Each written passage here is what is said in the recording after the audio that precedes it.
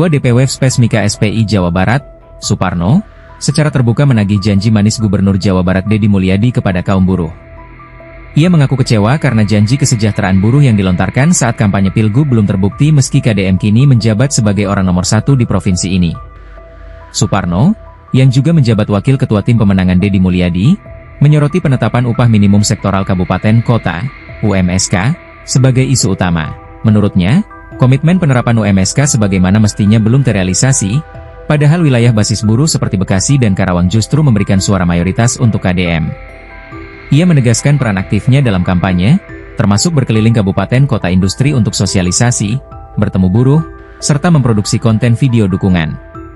Berkat upaya itu, hampir semua daerah basis buruh memenangkan Deddy Mulyadi dalam kontestasi Pilgub Jabar. Suparno menyatakan bahwa ia bukan pendukung biasa, melainkan bagian integral dari tim pemenangan. Kekecewaannya semakin dalam karena janji membuat buruh sejahtera di Jabar tidak menunjukkan bukti nyata hingga kini. Keluhan ini disampaikan Suparno melalui video pernyataan yang diterima media pada Minggu 4 Januari. Ia menilai bahwa tidak ada satupun janji Deddy Mulyadi terkait pengupahan buruh yang terbukti setelah gubernur terpilih.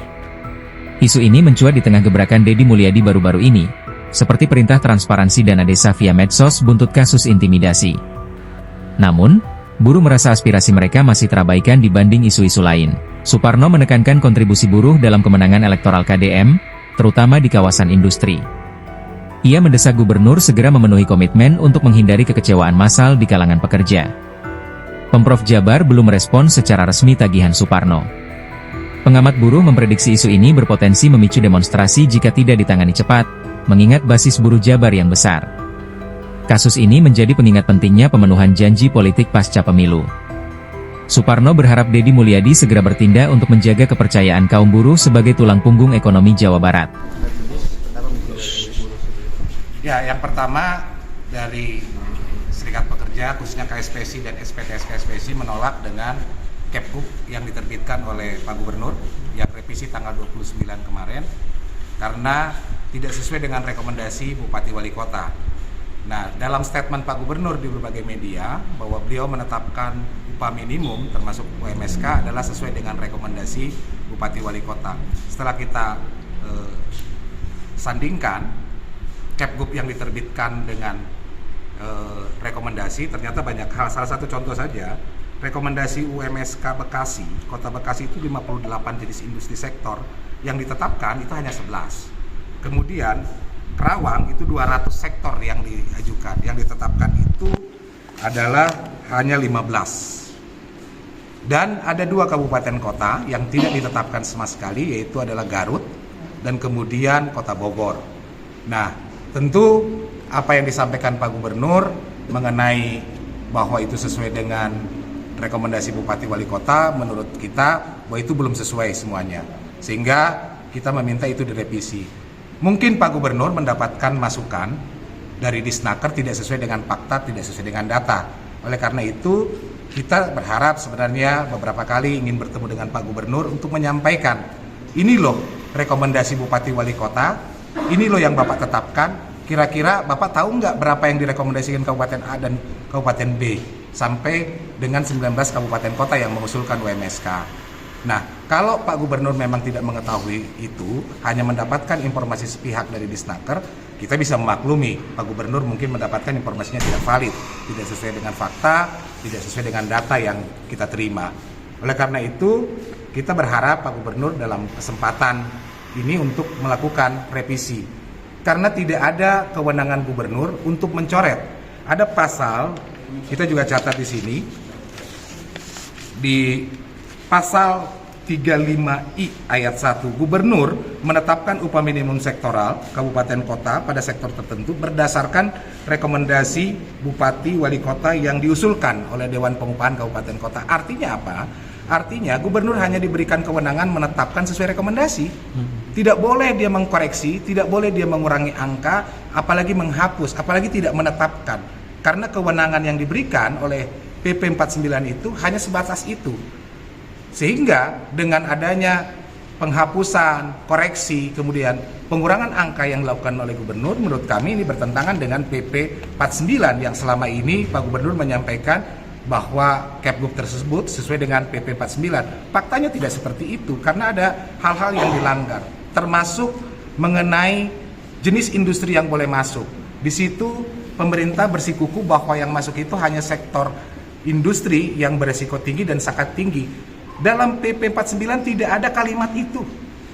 Tidak ada kalimat harus seperti itu. Maka oleh karena tidak ada pembatasan itu, maka di Banten, Provinsi Banten, di Jawa Timur dan Jawa Tengah, industri padat karya itu masuk. Walaupun di situ dia resiko sedang. Itu masuk dalam UMSK, tapi di Jawa Barat semuanya dicoret. Yang menjadi pertanyaan, ada apa dengan industri padat karya di Jawa Barat?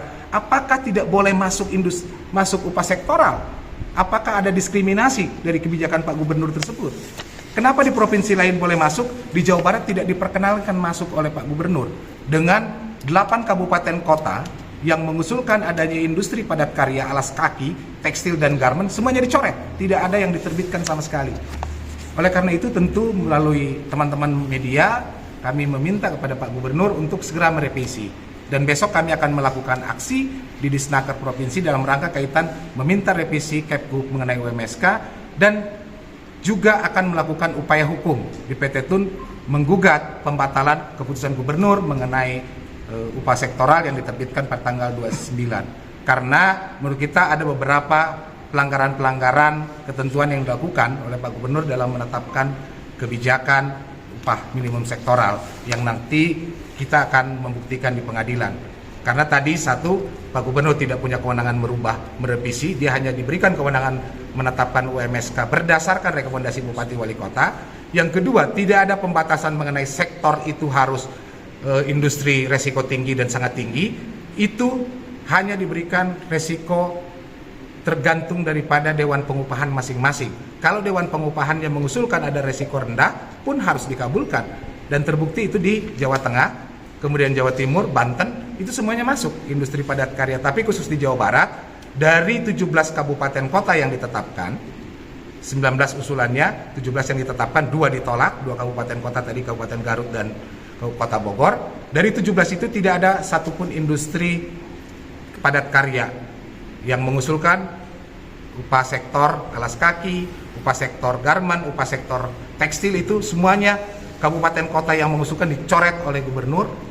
Sehingga sampai hari ini teman-teman dari sektor tekstil atau sektor padat karya mengadakan rapat untuk melakukan upaya-upaya itu. Perjuangan baik itu turun ke jalan nanti hari besok, dan kemudian untuk mengajukan gugatan di PT Tun. Kita akan mencoba membuktikan secara hukum apakah Kepgub ini sesuai aturan atau tidak. Dan kita juga meminta kepada Pak Gubernur untuk duduk bersama, tripartit, undang Apindo, undang akademisi, Disnaker, dan kita akan menyampaikan data. Ini loh usulannya, kemudian kenapa dicoret, dan kemudian apa dasar hukumnya, supaya jelas perdebatannya, bukan perdebatan di media sosial yang akhirnya digiring kemana-mana, menyerang secara pribadi gitu. Jadi Pak Gubernur harus arif dan bijaksana menyikapi ini. Ini kaitan kesejahteraan buruh, kaitan upah minimum, bukan ada kaitan politik, tidak ada sama sekali kaitan politik. Oleh karena itu kita berharap Pak Gubernur mau mengundang kita duduk bersama, siapkan timnya, pemerintah siapa timnya, dari Apindo siapa timnya, kemudian dari akademisi siapa timnya, dari serikat siapa timnya, kita diskusi supaya semuanya clear, supaya Pak Gubernur menyampaikan sesuai dengan rekomendasi Bupati Wali Kota itu, biar beliau juga lihat rekomendasinya berapa sih sektor yang diusulkan, berapa sih angkanya, kenapa dikurangi, kan beliau harus memberikan penjelasan secara terbuka kepada teman-teman serikat pekerja, serikat buruh yang akan memberlakukan SK ini. Jadi kalau hanya sekedar menyampaikan bahwa sudah sesuai, buktinya kita catat, rangkum kok hari ini yang kita bagikan teman-teman media, itu usulan dari Bupati Wali Kotanya. Dan berapa yang ditetapkan itu sesuai dengan SK yang tanggal 29 terbit. Itu barangkali kawan-kawan sekalian. Oke, udah? Sip.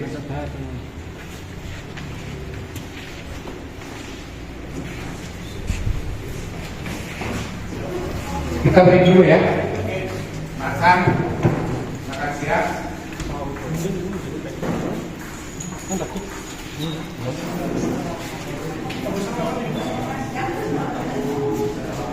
Der.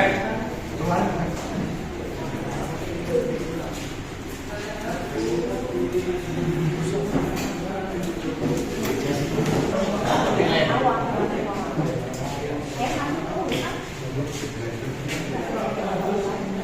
teman-teman, ini untuk isi yang rilis ke sana.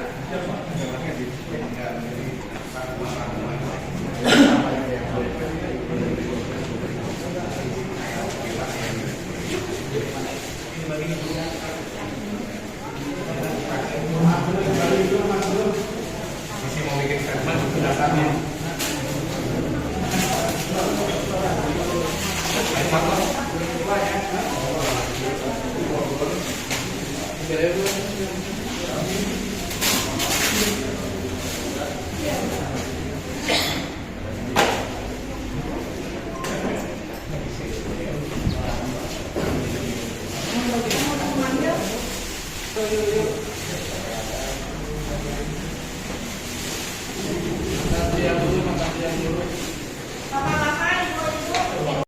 Download Tribun X sekarang, menghadirkan lokal menjadi Indonesia.